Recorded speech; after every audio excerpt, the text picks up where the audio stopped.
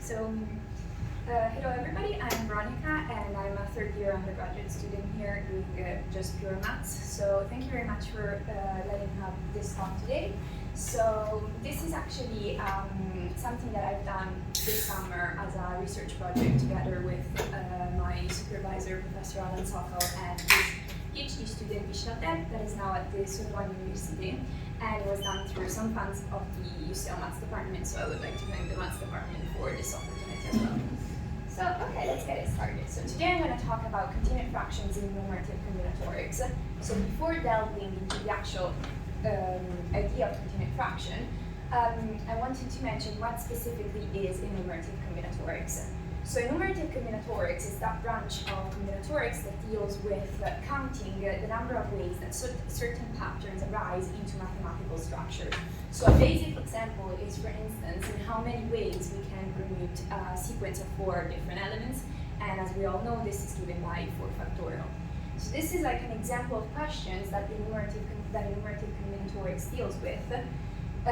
Mathematically speaking, enumerative combinatorics deals with combinatorial family of finite sets, and therefore in the case of the permutation, this could be seen as the combinatorial family of permutations, and the finite set will be the permutations on n elements. And in that case then, the indexing set is the set of natural numbers, which is usually the indexing set that we use for the families that we are interested in. And so what is the goal of the subject? One of the main goals is to find some nice closed formula that describe the cardinality of these sets. So for instance, for the case of the permutation, we all know that this is given by n factorial, but it's not always possible to find some nice closed formula directly. And in this case, we use some tools from the subject, specifically generating functions. So what are generating functions? A generating function is a representation of a sequence of numbers as coefficient of a power series. So what do I mean with that? I mean that there are 2 main types of generating function: ordinary generating function and exponential generating function. And in particular, these ones are viewed as formal power series. So we are not interested in any notion of convergence or divergence. What we are interested in is like the position that the Sn occupied in this expression. So the Tn's are merely indicating the position of these sets in our power series. And the motivation of why one can ask, well, why do we want to use generating functions? Why specifically formal power series? One of the main answers is because formal power series behave nicely. We know how to add them, we know how to multiply them, so it's kind of easier to find some formulas using all these properties that the formal power series have. And as a curiosity, I'm not going to use it anywhere else in the talk, but I find it kind of interesting. And I guess all of you have done algebra 4 more or less, so like we all know what an integral domain is. So the set of all formal power series form an integral domain, and is in particular a principal ideal domain. But as I said, I'm not going to use this in any other part of the presentation. Okay, so then one way to represent a generating function is given by continued fractions. I say one way because, for instance, there are also some authors that are interested in viewing generating function throughout ODs, which is already another nice and interesting application. And there's actually a paper in the bibliography that describes this amazing connection between the two. So like if you are interested, I can show you this other interpretation that generating function has. So the 3 types of continued fractions that we use are the Stieltjes-type continued fraction, so yes fractions, the Jacobi-type continued fractions, so J fractions, and the Thron-type continued fractions, so T fractions. And as we can see, like the main, visually speaking, difference between the 3 types of fraction is that for the S fraction, we have a sequence of indeterminants given by the alphas that are coefficient of the T's. For the J fraction, we have 2 sequences of indeterminants given by the gammas and the betas for T and T squared. And T fractions are kind of a mix in between the two because we have just T's in both parts, let's say, and we have gammas and alphas are a sequence of indeterminants.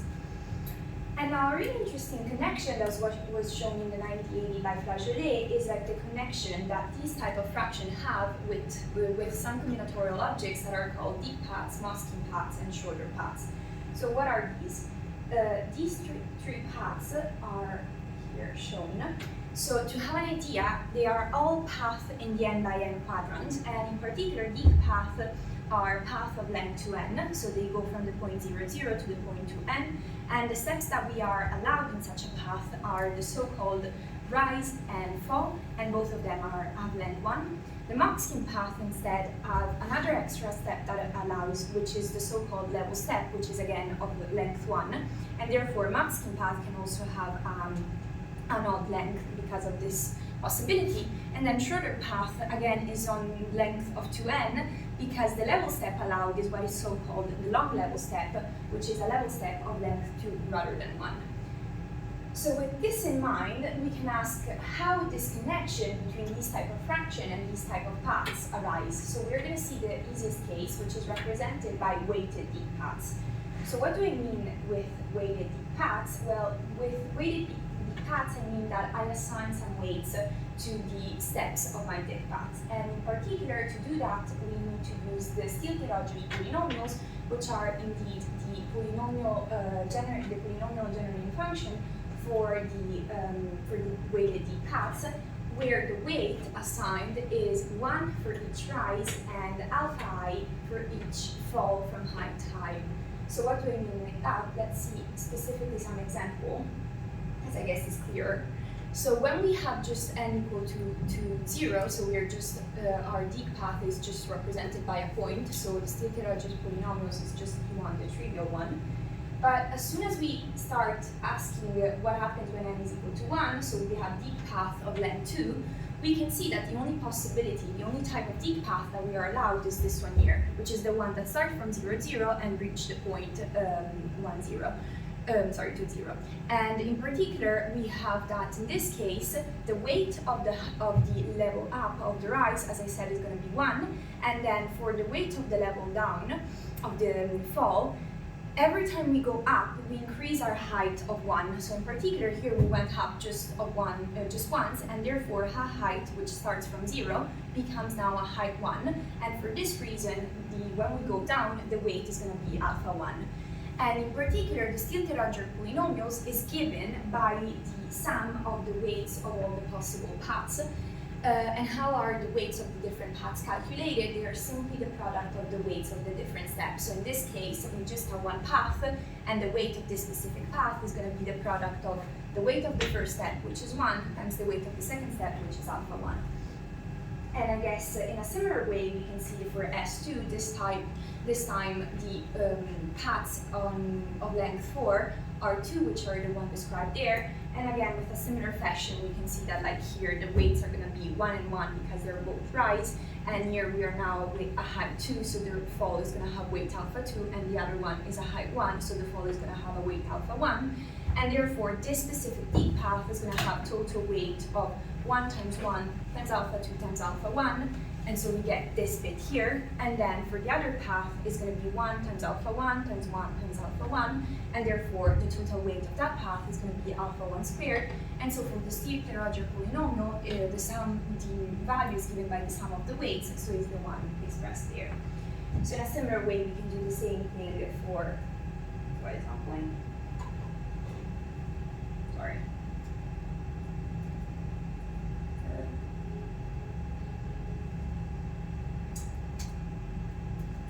Blocked 1 second. Oh, here you go. Okay, and in a similar way, we can do this for path of length 6 and so on. So what we are saying so far is then that these again are the weights we are assigning, and we are now letting f0 to be the ordinary generating function for weighted Dyck paths. So where the Stieltjes polynomials are the coefficients of Rtn. And in particular, in general, we let fk to be the ordinary generating function for Dyck paths at level k, meaning those Dyck paths that start at height k, basically. And in particular, we have that the ordinary generating function satisfies this functional equation. And why is that? Let's look at a small example. If this is the Dyck path we start with, let me see if, no, that's better if I do it here. If this is the Dyck path we start with, as we can see, we start from level k, and then we have the next level, the next height, that is going to be k plus 1. And as we can see, our Dyck path can be divided into a first Dyck path, which is the one that you find when you go from level k and you reach back the level k. And this has then ordinary generating function, as we have said, fk. And then we have the green bit, which is instead a Dyck path, but this time that starts and ends at level k plus 1. So the generating function is going to be fk plus 1. And finally, for the blue bit, we can see that that is a Dyck path of length 2.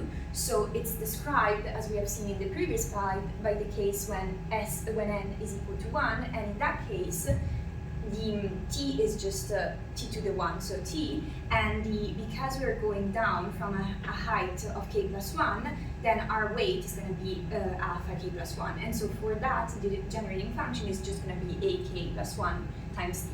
And therefore, this represents this part here, and now we can ask why we have a 1, well, because we can simply also have a Dyck path of length 0, which is represented just by the point. So we have this functional equation satisfied by the ordinary generating function, and we can iterate to get this new expression, and then using the previous one, we can do this iteration over and over again, and this is how we get our continued fraction. And in particular, if we plug k being equal to 0, we get the expression for the ordinary generating function that starts at level 0. And for all those Dyck paths that have the weights to be all equal to 1, then in that case, as we can see, we're going to have a generating function that is going to be 1 over 1 over 1 over 1 and so on. And I wanted to mention that because in that case, for the Dyck path where all the alphas have value 1, so where the weights are all 1, those are actually enumerated by a particular type of combinatorial numbers, which are called Catalan number. So just remember this because we're going to see much more in detail later on how these arise and how indeed we can get this continued fraction expression. Okay, so let's see an example of how all this stuff combines together. So first of all, let's start with a binary tree. So firstly, what is a tree? So a tree is a connected graph with no circuit, and we call its vertices nodes. And in particular, we have that a tree is binary, either if it's empty or if it's made of a root, a left, and or a right subtree, both of which are binary. So this is kind of a recursive definition, which is pretty interesting. And in particular, this is then an example of what I mean with a binary tree. So we have that here, the node at the very top is called the root, and then every node can either have a left child, a right child, both of them, none of them. And in the case they don't have none of them, so is this case the one at the final level, those are called loops. So let's consider our combinatorial family to be the family of trees on n vertices, so on n nodes. And in particular, one can see that, again, the functional equation where ft is the ordinary generating function satisfies, again, this functional equation. And the reason why is because, again, a tree can either be made simply by the root, or if it's not made by the root, then we can see again this idea of splitting into a left and right subtree that gives out again this expression here. And therefore, this time we've got equation, a second order equation.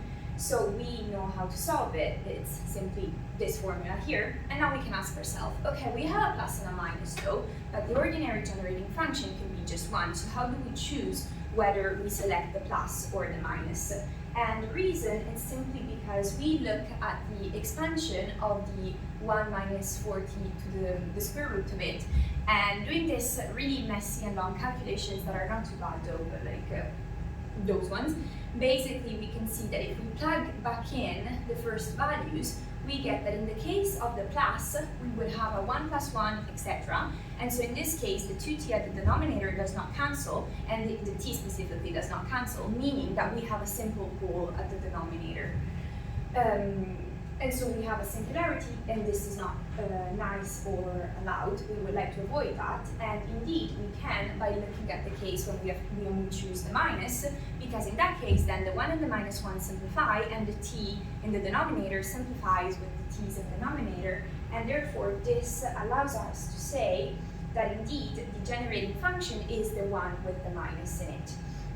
And in particular, we have that now we want to find the Tn's. So we have said that Tn's are the coefficient of the t to the power of n in the expression of the power series. So again, we find the power series of the previous expression here that we had. We know the power series of the square root, so we can rewrite the power series of all the expression on the right. And by doing that, we can see that at the very end, that the expression for the coefficient of the Tn's is given by this bit here. And so in particular, this means that the Tn's, so the trees on n nodes are enumerated by this number here, that written nicely is this one here, which is the Catalan numbers. So this means that the unlabeled binary trees and the Dyck path with weight all ones are actually enumerated by the same object, which is indeed Catalan numbers. So this tells us two things. The first thing, that the case of the binary tree would have the exact same continuous fraction expansion. And the second thing is that it means that, kind of in a way, that these type of trees and the Dyck paths are more or less acting as the same object. So what do I mean with that? I mean that there is a bijection that allows us to go from Dyck paths to tree and vice versa. And this is what I actually would like to show today. So how does this bijection work? So how can we pass from the trees to the Dyck paths and vice versa? So before going through that, we need another definition, which is the one of complete binary tree. So a binary tree is complete if every node has either two children or no child at all. So they're not allowed to have just a left child or a right child. And so in particular, one can go from binary tree to complete binary tree and vice versa quite simply, quite easily, because from binary trees on n nodes, to get the complete binary trees, we just add the missing leaves. And like as a remark, we can notice that the number of missing leaves is actually n plus 1, reason why the complete binary tree would have 2n plus 1 nodes. And if we want to do the opposite thing, so from the complete binary tree to the binary tree, we just remove those n plus 1 leaves and we get back in the binary tree case. So indeed, for instance, here is a binary tree, we just add the missing leaves, which are the yellow ones, and we get back the complete binary tree case. And if we wanted to go the other way around, we just remove the yellow bits and we get the binary tree. So this is the first bijection. So with this in mind, we can now define a bijection between the binary trees and the Dyck path, because in particular, this bijection is between the complete binary tree setting and the Dyck path. So if we started simply with a binary tree, we just first of all apply the first bijection and then we apply the second one. So when we start with a complete binary tree and we want to find the Dyck path, to do that, we need to traverse the tree in what is called the pre-order NLR, where with that I mean node left sub-tree and right sub-tree, and with node I mean the root. And how this bijection works, every time we see an internal vertex, then we'll have a rise in our Dyck path, and every time we see instead a leaf, we will have a fall in the Dyck path. Instead, if we start with Dyck paths of length to n, with a Dyck path of length to n, to find the complete binary tree on 2n plus 1 vertices, every time we see a rise, we add a left and a right child together, and every time we see a fall, we add a leaf. And this process of adding the left and right child and leaves is done again in an NLR order, in the sense that we start with the root, then with the left bit, and then with the right bit. So to have an idea of how this bijection works, let's see at an example. So this is the tree I want to start with, where the blue bits are the leaves. And this is our complete binary tree, and we want to find the corresponding Dyck path for it. So what do we do? So we traverse the tree in pre-order. So we start from the node, the root, and then we first of all traverse the left subtree, which is this bit here. Then we reach again the root and we traverse the right subtree. And by doing this process, when we do this, we can see that this is the Dyck path we get. And why is that? Because we start from here, so we see an internal vertex, because with internal vertex I mean all those that that have a left and right sub-tree. So we start from the root, it is an internal vertex, so we have a level up, we have a rise. Then we go down, we see another internal vertex, and so we have again a level up. And then we continue to traverse, we see another internal vertex, and so we have again another level up. And then we see a leaf, and when we see a leaf, our bijection is telling us that we need to go down. So we go down, we continue to traverse. This node was already considered, so we continue. We see again a leaf, so we go down, continue. This node was already considered. We see a leaf, so we go down. And we can do this process for the rest of the tree, and we can see that that is the Dyck path that we get at the very end. Okay. So, what if instead we started with our Dyck path and we wanted to find the tree? So remember, we said that when we start with the Dyck path, every time we have a rise, then we add a left and a right child, and when we have a fall, instead we just add a leaf. So how do we do that in the case of the Dyck paths? Then in that case, we have a level up, so we start by adding this left and right child. Then we have another level up, and meaning that we need to add again another left and right child. And where do we add it? How do we choose which of the two vertices to add this bit? Well, as I said, the order we do this is always right and then is always left and then right. So we add every time everything at the top right until at the top left until everything on the left is full, and then in that case we pass to the right bit.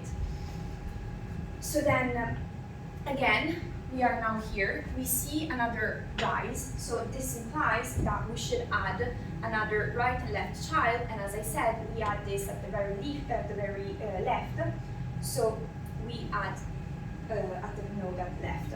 And now we see that we go down, and every time we have a fall, we have a leaf, so we need to add a leaf, and again, this is added in the most left node available, which is the one in blue. And then again, we go down, and this time we don't have any left nodes available, and so we start going back to the right. So then we add a node here, and then we go down again, and so we add an extra node to the most right available, to the first right node available, which is the one there. And now we are here, so we need to go back. We have a rise, we are going up, meaning that we need to add a right and a left sub-tree. And as we can see, the only node that is available to do that is the one on the right. Now again, we're going up, but this time we have a left node that is available, which means that we're going to add the right and left sub-tree in that bit. And then again, we go down, so we need to add leaves, and these leaves will be added first in the left one, then in the right bit, and then we go up again, meaning that in the most available we add the left and the right, and then we have a level down, so we add the final node, and every time the final bit is always going to be a leaf, so we are done. And this is indeed the tree we knew we wanted to get. So the bijection indeed works. So now one can ask, can we go from binary trees and try to see if there's like another interpretation in terms of continued fraction with other types of binary trees that have slightly modifications? And the answer is yes, and an example is given by the labeled binary trees. So when we start adding labels to the nodes of our trees. And in particular, this is the case of the single one, so just one label per node, and is increasing because each child has labeled bigger than the one of its parents. And in particular, again, we can find a bijection, this time between increasing binary trees on n vertices and permutations from 1 to n. And therefore, we know that the number of increasing binary trees is going to be given that by the same enumeration for the permutation, so it's going to be n factorial. And in the 1760, Euler showed that the continued fraction expansion for the n factorial is this one here, meaning that also for the case of the single label binary trees, this is going to be the continued fraction expansion. And in particular, this is the actual paper that Euler wrote, and it's all written in Latin, which I found pretty cool. And as you can see, the main difference, like there's like here in the continued fraction expansion, they're all plus rather than minus. That's just a convention at the time. But the coefficient indeed match because we have that the alphas are 1, 1, 2, 2, 3, 3, 4, 4, and so on. So how does this, again, instead in this case, the bijection between the binary trees and the permutation works? Well, again, we need a few more definition. So we say that a permutation is written in a standard representation if every cycle is written with its largest element first, and if the cycles are written in increasing order of their largest element. So what do I mean with that? If we start with this cyclic permutation, then we need first of all to write the largest element of each cycle first. So here is going to be the 4, here is just 1, so it stays the same. Here the first element is 7, so this permutation we can rewrite it as 7, 5, 3, and 6 stays the same. And then we need to write it, the cycles, in increasing order from their largest element. So we're going to have that the smallest element is given by the 2, so we start with that. Then after that, we've got the 4, so it's going to be the cycle for 1. Then we get the 6, so the cycle is 6, and then finally we get the 7, so it's the 7, 5, 3. And in particular, given omega to be a permutation on n elements, we define omega at to be the permutation which is obtained like that by removing, by writing it in standard form and removing the parentheses. And again, this is like a bijection actually, because from the omega hat we can get back to omega with what is called the left to right maximum, which is kind of intuitive what we need to do. We just put back the parentheses and then we're done. Okay. So now that we have this, how do we go from the permutation to the tree, where the permutation are going to be written in the form of the omega at? So it's done recursively in the sense that if omega at, of course, is the empty permutation, then the tree is going to be empty. If instead the omega at is different from the empty permutation, then we look at the least element of omega, call it I, and then we can write omega to be as something before this first element and something after that, so it's of the form UIV. And therefore, I becomes the root of R3, and then we can define the left and right subtree corresponding to the U and the V bit of the permutation. If we start in 3 instead from the 3 and we get the permutation, then in this case we can read the labels of the 3 in symmetric order, and this time it's going to be L and R in the sense that we first start with the left bit of the 3, then we get the node, which is the root of the 3, and then we go to the right subtree. And so let's look at an example. Let's say that our permutation is the one given there, so we want to find the corresponding tree for that. So we start by looking at the smallest element, and the smallest element is 1. So 1, which is my I, becomes the root of my 3, and then we have a left subtree, which is the one corresponding to the permutation 5, 7, 3, and the one corresponding to the permutation on the right, which is 6, 2, 8, 4. And now we do the same thing back again. So we have that the smallest element for the 5, 7, 3 is going to be 3, so my I this time is 3, and for the right bit, my I is going to be 2. So 3 and 2 becomes the new nodes, and then because 5 and 7 are both on the left, it means that we're going to have a left subtree, and for the right bit, because 6 is on the left and 8, 4 is on the right, then we're going to have both a left and a right subtree. So we do this operation again, and again, we look at the least element every time. And of course, 6 is on its own, so we don't do anything more. But for 5, 7, and 8, 4, 5 is going to be the least, and 4 is going to be the least. And then again, 5, 7 does not have anything on the left, just on the right, meaning that we're just going to have a right sub-3. And for the 8, 4, we're just going to have a left sub-3, but no right one. So in the end, this is the 3 that correspond to our permutation.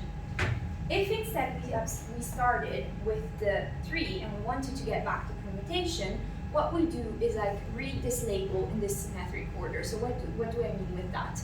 So we start with the left subtree.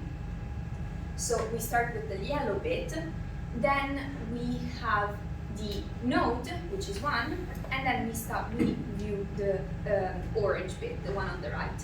So how can we rewrite this?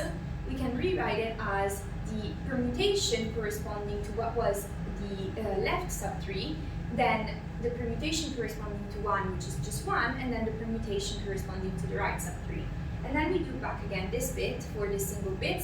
So we have that the yellow bit is my right sub-3, my left sub-3, sorry, and 3 is my node. And then for the other part, 6 is going to be my left sub-3, and then 2 is my node, and then the orange bit is my right sub-3. And so again, we do the exact same thing, so we can rewrite this in this form here. And then this time, 5 is going to be my root. It does not have any left bit, so we start right away with the root. And then we have a right bit, which is 7. And then for the other part, we have a left sub-3, which is the one for, corresponding to the 8. And then we have the root, which is 4. And so we get this, actually, indeed, we get this expression here. Okay. And then what I want to talk now is like what I actually more in-depth worked on this summer. So what we worked on is like we tried to generalize this idea of trees, and we asked ourselves, okay, what if instead of looking at binary trees, we look at ternary trees? And indeed, we managed to find a nice interpretation for this type of ternary trees, which are single-labeled increasing ternary trees, meaning that it's a tree where each node can have 3 child, either a right child, a left child, or a middle child, with the extra condition though that every time that we have a middle child, then we do not allow any sibling, and it's again a single label because it's going to have just like one label for each node. So an example here without the labels to have like an idea of like the structure of the tree is this one here. So as we can see, every time we have a middle child, we don't have any siblings, but when we have a left or a right, they're allowed to be together or just on their own. So how do we came up with this conjecture? Like, we did not start with this idea of this particular family in mind and then say, okay, let's try to find the continued fraction expansion. What we did is like instead an example of experimental mathematics. So in particular, we used 2 main tools, which is the OIS and Mathematica. And what we did is actually starting with the Mathematica code. So what our approach was rather to start with a t fraction that had a really nice expression for the alphas and the deltas, and then try to see if we would manage to find the corresponding sequence that that t fraction represents. And in particular, the way we chose this alpha and deltas was done in a way by looking at all the different papers that Professor Sokal wrote on the subject, and we noticed some kind of pattern between the coefficient that the alphas and the deltas had, and basically by choosing a particular type of like sequence that they had, we put back in our Mathematica code, and this code was actually written up both by Professor Sokal and Vishal.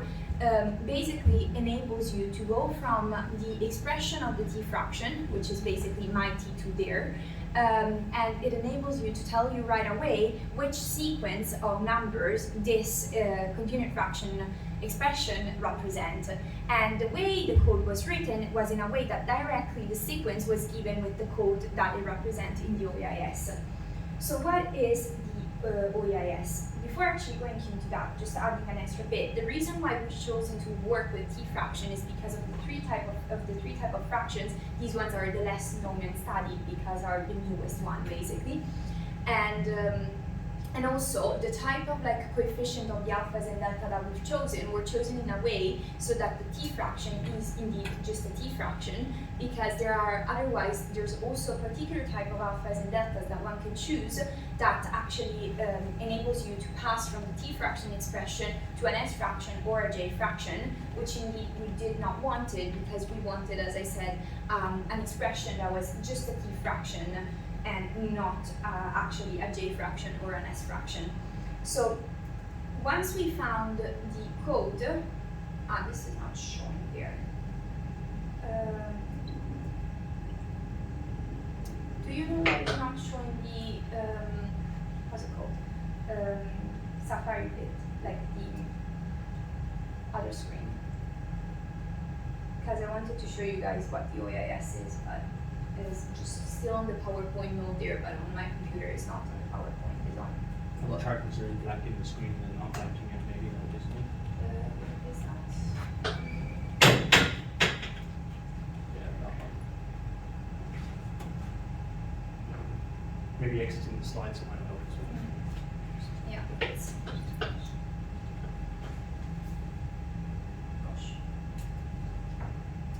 Sorry. Okay, perfect. So this is the OAIS. So basically, this website what it does is like as an encyclopedia, whatever, of the different type of all the integer sequence you can think of. And basically, you can put whichever sequence, and it's going to tell you all the list of like references and where they are discussed, their interpretation, what they mean, their continued fraction expansion if known, and in particular for the one we found, it should be this one, the code. Yes. Basically, when we were working with the t-fraction, our Mathematica code right away told us that the t-fraction we've chosen actually enumerates this sequence here. And as you can see, here there's already an interpretation of the sequence that says that is this free multi-label increasing tree with n labels. And this is done by Kuba, and in this article is actually where they discuss the connection, like the interpretation that the generative function have in terms of the ODEs. So they actually have an ODE expression for this type of sequence. We found the continued fraction expansion, and we were able to say that actually not only it enumerates this type of free multi-label increasing tree, but it also enumerates the type of ternary trees that I mentioned before. So let me go back to the slide.